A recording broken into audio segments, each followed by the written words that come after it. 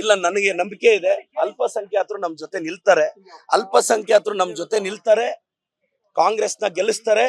ಈ BJP ಕೋಮುವಾದಿಗಳು Hindu Muslim ಮಧ್ಯೆ fight ತರ್ತಾ ಇದಾರೆ. ನಾನೆಲ್ಲ ಹಿಂದೂ ಯುವಕರಿಗೆ ಹೇಳ್ತೀನಿ, ನೋಡ್ಗುರು, ನಾನು ಹಿಂದೂನೇ, ನನ್ನ ಎದೆಸಿ ಹೇಳಿದ್ರೇನು ಶ್ರೀರಾಮನು ಇದ್ದಾನೆ, ಸಿದ್ದರಾಮನು ಇದ್ದಾನೆ. ನಾನು ಹೇಳೋದು ಇಷ್ಟೇ, ಈ ಬಿಜೆಪಿ ಅವ್ರು ಸುಮ್ನೆ ನಿಮ್ಮನ್ನ ಟೆಂಪ್ಟ್ ಮಾಡ್ತಾರೆ. ನಾಳೆ ಹೆಚ್ಚು ಕಡಿಮೆ ಕೇಸ್ ಹಾಕ್ಸ್ಕೊಂಡ್ರೆ ನಿನ್ನ ಹೆಂಡತಿ ಮಕ್ಕಳು ಅಲ್ಲಿ FIR ಆದಾಗ ಹೆಂಡತಿ ಮಕ್ಕಳು ಬಂದು ಬೇಲ್ ಕೊಡಕ್ ಶ್ಯೂರಿಟಿಗೆ ಬರ್ತಾರೆ. ಒಬ್ಬ ಅಲ್ಲಿ ವಿಜೇಂದ್ರನು ಬರಲ್ಲ, ಯಡಿಯೂರಪ್ಪ ಸಾಹೇಬ್ರು ಬರಲ್ಲ, ಯಾರು ಬರಲ್ಲ. ದಯವಿಟ್ಟು ಯೋಚನೆ ಮಾಡಿ, ನೀನೇನಾದ್ರೂ ರಾಜಕಾರಣದಲ್ಲಿ ಮಾಡಂಗಿದ್ರೆ ಬಾ.